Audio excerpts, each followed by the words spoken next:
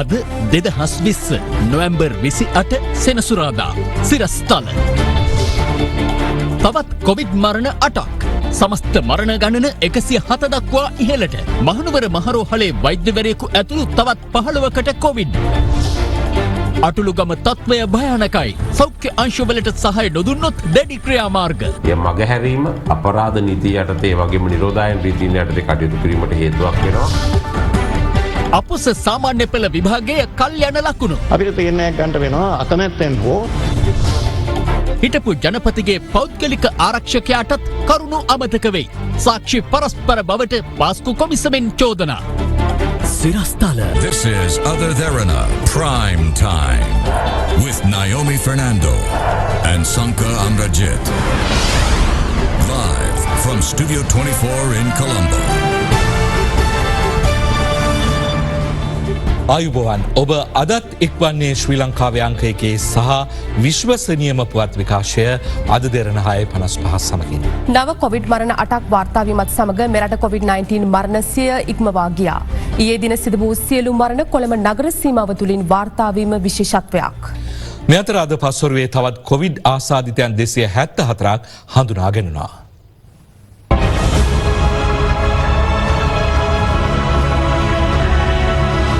COVID-19 ආසාදනයෙන් තවත් පුද්ගලයන් 8 දෙනෙකු මියගිය බව සෞඛ්‍ය සේවා අධ්‍යක්ෂ ජනරාල්වරයා ඊයේ රාත්‍රියේ තහවුරු කළා. සෞඛ්‍ය අංශ පැවසුවේ ඔවුන් සියලු දෙනාම කොළඹ නගර සීමාවේ පදිංචිකරුවන් බවයි.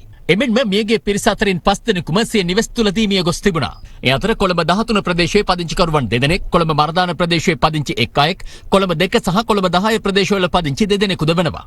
සිසු තිදෙනාගෙන් 1 අයෙක් අපේක්ෂා රෝහලේ ප්‍රතිකාර ලැබමින් සිටියදී වෛරසය ආසාදනය වී ඇතැයි තහවුරු වීමෙන් පසුව හෝමාගම මූලික රෝහලට මාරු කර යවා ඇති අතර එහි ප්‍රතිකාර ලැබමින් සිටියදී මිය ගොස් තිබෙනවා.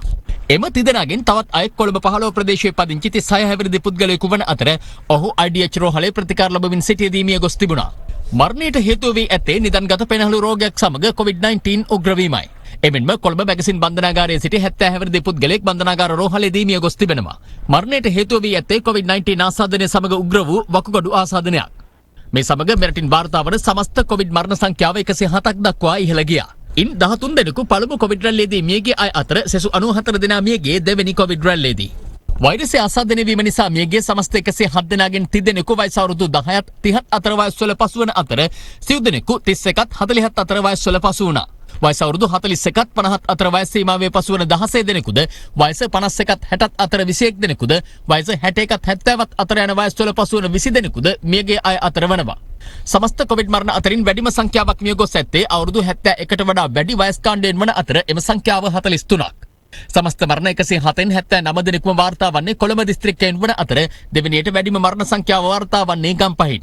එම සංඛ්‍යාව 13ක්. කළුතරින් 6ක්, කුරුණෑගලින් 4ක්, පුත්තලමෙන් 3ක්, නුවරඑළියෙන් 1 මරණයක් සහ හඳුනා නොගත් 1 මරණයකුත් මෙරටින් වාර්තා වූ කොවිඩ් මරණ අතරට අයත්.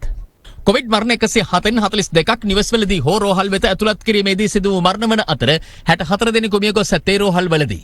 අනෙක් කොවිඩ් මරණයේ මාර්ගයක මිය ගොස් සිටි අයෙක්. අතිගරු ජනාධිපතිතුමා විසිනුත් විශේෂයෙන්ම මේ නිවෙස්වල මිය යාම වළක්වා ගැනීමට ගත යුතු සියලුම ක්‍රියාමාර්ග ගන්න කියලා අපිට පෙරේද දිනේදී කිව්වා. ඒ අනුව අපි හුදකලාවට ලක් කළ තිබෙන ප්‍රදේශවලට සෞඛ්‍ය අමාත්‍යාංශ වෛද්‍යවරුන් කීප දෙනෙක්ම ජංගම ආකාරයෙන් ගමන් කරලා හැකියතාක් දුරට මූණ රෝහල් වෙත යොමු කිරීමට.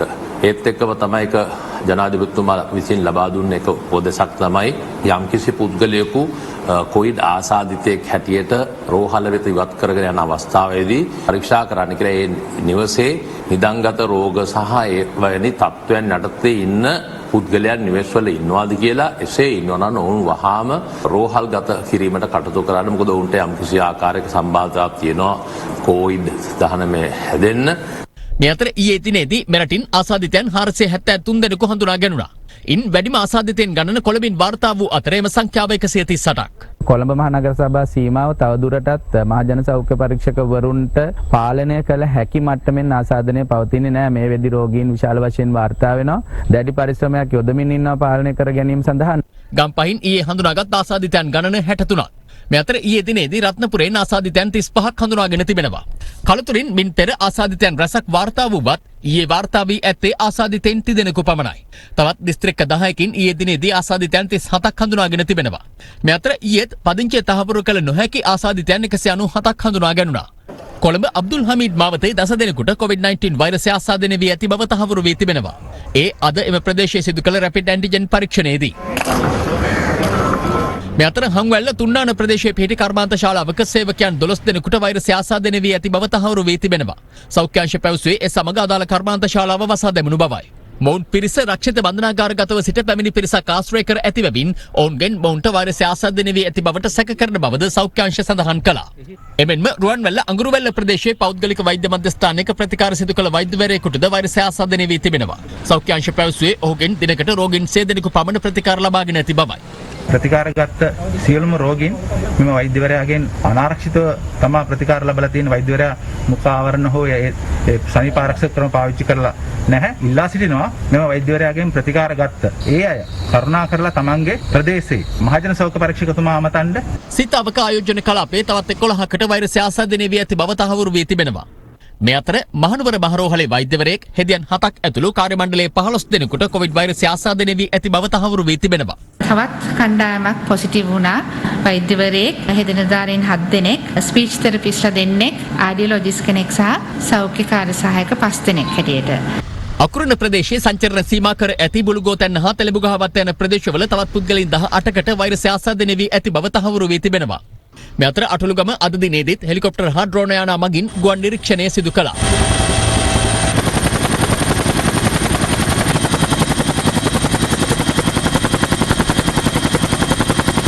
කළුතර දිස්ත්‍රික්කෙත් විශේෂයෙන් අපේ මේ වෙනකොට අවදානම තියෙන අටලුගම නිසා ඍජු ලෙස අවදානම ලක් වෙලා තියෙන ජනගහනය 20000ක් විතර වෙනවා. ඒ 20000න් ඊයේ දවසේ 750ක් වගේ තමයි PCR කරලා තියෙන්නේ. ඒතකොට සමස්ත ජනගහනයෙන් 4ක් වගේ තමයි PCR කරලා තියෙන්නේ. 206ක් වගේ සංඛ්‍යාවක් ඊයේ හවස වෙනකොට පොසිටිව් වෙලා තියෙනවා. ඒ කියන්නේ මේ පරීක්ෂා කරපු පිරිසෙන් 28ක් පොසිටිව් වෙලා තියෙනවා. මේ දත්තමත් හරි තීරණ ගත්තොත් තමයි රටක් විදිහට අපිට ගොඩ යාමක් ඉදිරි ගමනක් තියෙන්නේ. ඒ නිසා විශේෂයෙන්ම අපි බලධාරීන් ඉල්ලන්නේ සමස්ත කළුතර දිස්ත්‍රික්කයට මේක ව්‍යාප්ත වීමේ අවදානම නැති කරන්න අවශ්‍ය කරන ක්‍රියාමාර්ග ගන්න. ඒකෙදි ජනතාවට ලොකු වගකීමක් එනවා. පෙරේදා දිනේදී කොයිඩ් ආසාදිත වුණ සංඛ්‍යාව බැලුවම ඒ සංඛ්‍යාවෙන් හරි අඩක්වත් සෞඛ්‍ය අමාත්‍යාංශයට හැකියාවක් ලැබුණේ නැහැ වුණව රැගෙන යන්න. මොකද එතෙන් ගියන් පස්සේ දෙන ඇඩ්‍රස් වැරදි නැත්නම් ඒ ගෙවල් වලට ගියාම එහෙම කට්ටිය නැහැ කියනවා. එවැනි දේවල් කියලා කෙසේ හෝ මගහැරීමේ තත්ත්වයක් අටලුවගමදී අපි දකින්න ලැබුණා. ඒක තාමත්ම වාසනාවන්තයි.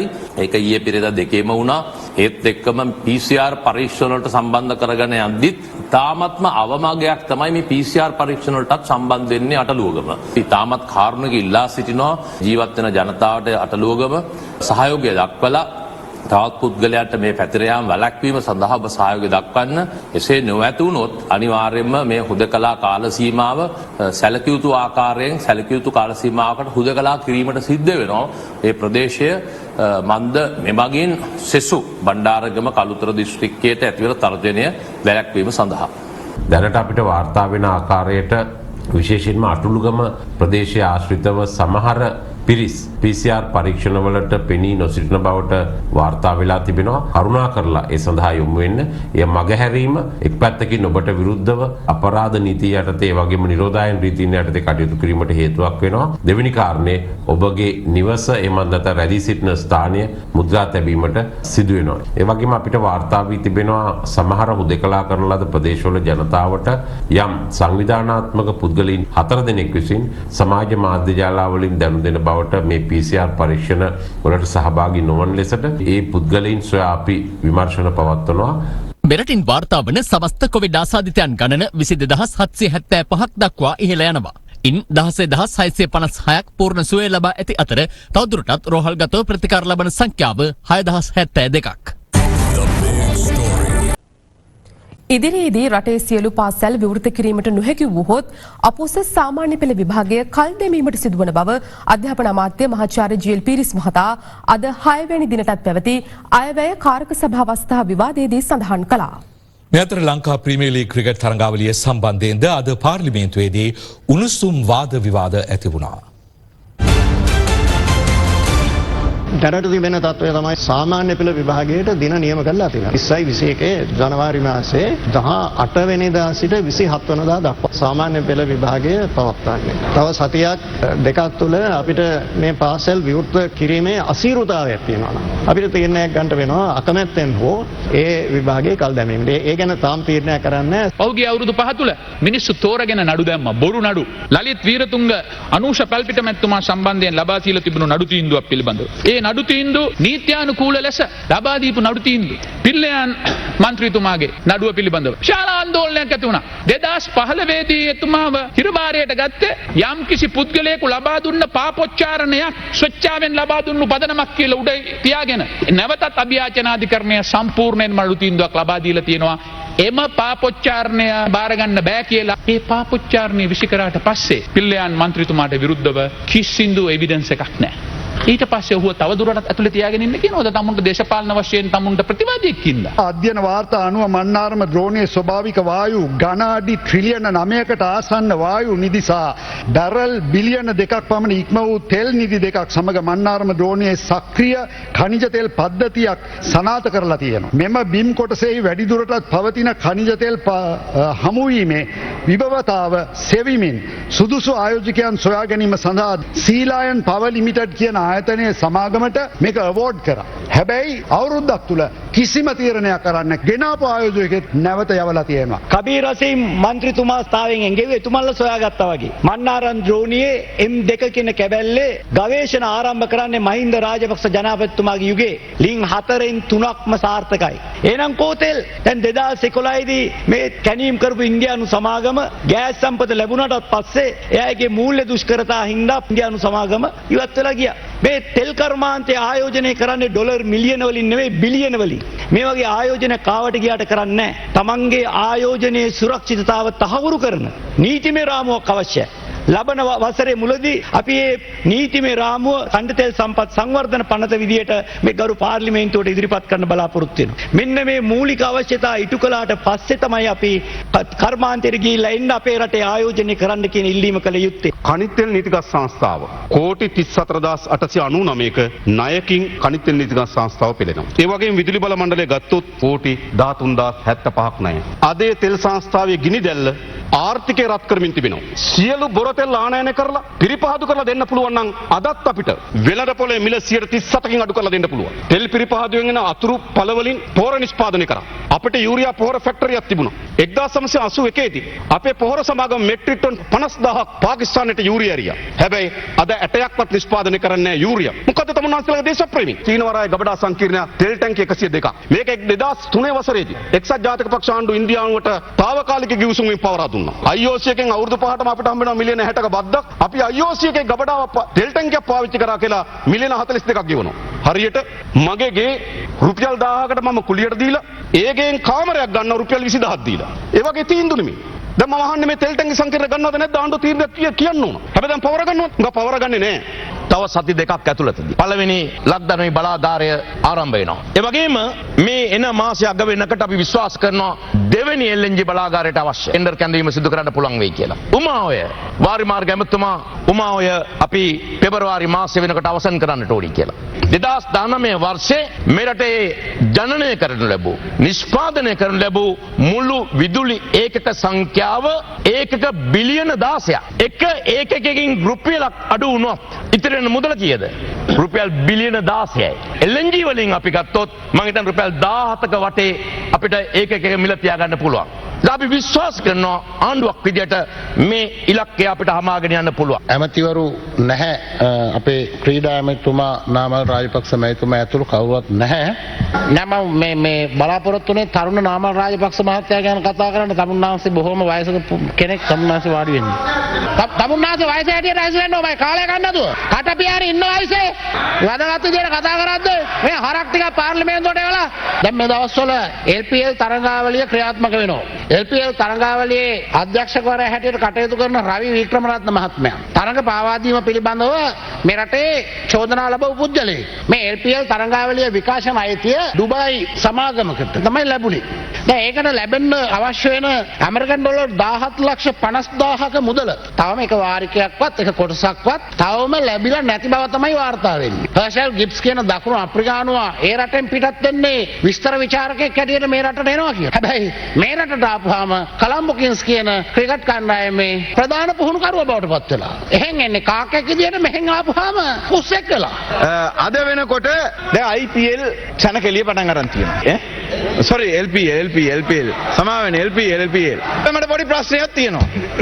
LPL සනකෙලිය ආරම්භ කරන්න නාමල් රාජපක්ෂ ගරු අමාත්‍යවරයා ගිහිල්ලා කතාවක් කරලා ජාත්‍යන්තරයට මේ රටේ ක්‍රීඩාව ගැන හොඳ අදහසක් දුන්නා. මම දන්නේ සභාව නොමගෑවීමක් කරනවා නාමල් රාජපක්ෂ ගරු ඇමතුමා LPL එකට ගියේ නෑ. ඒක වීඩියෝ තාක්ෂණයෙන් ඇමතුවේ. අද තමුන්නාස්සලට හරිනම් විපක්ෂයේ ප්‍රධාන සංවිධායක දෙන්න ඕන ඕගොල්ලෝ වගේ කොල්ලන්ඩ මේ බලන්න අර විස්්‍රාම යන්න ඔන්න මෙන්න ඉන්න කිරියල්ල මහත්තයාගෙනත් විපක්ෂයේ සංවිධායක කරලා එක් කරගෙන යනකොට කවුරු හරි අල්ලගෙන යන්න ඕනේ. ඩුගානේ හරියට බෝල් ජොයින්ට් තියෙන කෙනෙකුට දෙන්නකෝ.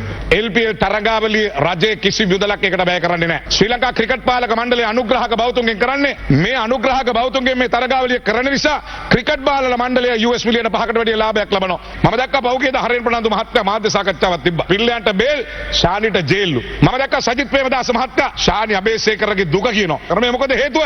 එක නඩුවකින් ලලිත් වීරතුංග මහත්මයා නිදහස් කරයි කියලා. තමුන්නාන්සේලාගේ කාලේ ඒවා අම්මා අපේ කාලේ සුම්මා ඒවා. හරෙන් ප්‍රනාන්දු මහත්තයා තමුන්නාන්සේලා විපක්ෂයෙන් වල පොඩක් නීතිය ගැන ඉගෙන ගන්න. තමුන්නාන්සේලා අධිකරණයට අපහාස කරලා අන්තිමට වෙන්නේ ප්‍රජාහිතයක් නැති වෙලා තමුන්නාන්සේලා ලොකු අමාරුවකට වැටෙන්න යන්නේ. මේ කතා කරන්නේ ආණ්ඩු පක්ෂයේ බලයයි ශක්තියයි. ඒක තමයි මේ කතා කරන්නේ. හොඳට මතක තියාගන්න. මේක තමයි ගෝඨාභය රාජපක්ෂගේ මහින්ද රාජපක්ෂගේ බලයයි ශක්තියයි. තාම අපේ කරන්ට් එක වැදිලා නැහැ. හෙට අනිත් දැනකොට ඔක වැදෙනකොට තමුන්නාන්සේලාගේ කටවල් වැහිලා මුට්ටු වෙලා තමුන්නාන්සේලාක තේරුම් ගයි. එල්ටිටිය ප්‍රවර්ධනය වන ආකාරයෙන් මහවිරු දින සැමරුම් පැවැත්වීම වළක්වාලමින් අධිකරණ නියෝග නිකුත් කර තිබියදී යුද්ධෙන් මියගේ දෙමළ ජනතාව සිහි කරන බව පවසමින් වවුනියාව සහ මුලතිව් දිස්ත්‍රික්කවල ප්‍රදේශ කිහිපයකම අනුස්මරණ කිරීම් සිදු කෙරුණා. පොලිස් මාධ්‍ය ප්‍රකාශක නියෝජ්‍ය පොලිස්පති අජිත් රෝහණ මහතා පැවසුවේ මහවිරු දිනය සමරමින් සිටි කිතුණු පූජකවරයෙකුද ඊයේ යාපනයේදී අත්අඩංගුවට ගත් බවයි. එවන් පසුබිමක යුද්ධයෙන් මියගිය දෙමළ ජනතාව සිහි කරන බව පවසමින් වවුනියාව සහ මුලතිව් දිස්ත්‍රික්කවල ඇතැම් ජනතාව ඊයේ සිය නිවෙස්වල සහ ව්‍යාපාරික ස්ථානවල පහන් දල්වනු ලැබුවා. හිටපු පාර්ලිමේන්තු මන්ත්‍රී MK ශිවාජිලිංගම් මහතාද සිය නිවසේදී පහන් දල්වා මහවිරු දිනය මෙලෙස සමරනු ලැබුවා. මේ අතර පොලිස් මාධ්‍ය ප්‍රකාශක නියෝජ්‍ය පොලිස්පති අජිත් රෝහණ මහතා පැවසුවේ අධිකරණ නියෝග නොතකමින් යාපනයේ ප්‍රදේශයේදී මහවිරු දිනය සැමරු 47 හැවිරිදි කිතුණු පූජකවරයෙකු පොලිස් අත්අඩංගුවට ගත් බවයි. ඒ අනුව කිතුණු පූජකවරයා අද යාපනයේ මහේස්ත්‍රාත් අධිකරණයට ඉදිරිපත් කිරීමෙන් අනතුරුව රුපියල් ලක්ෂයක ශරීර ඇප මත මුදා හැරුණා. මේ අතර මහවිරු දිනය සැමරීම සම්බන්ධයෙන් අද පාර්ලිමේන්තුවේදීද අදහස් පළ වුණා. Honorable Sumandaram, he's talking about privileges.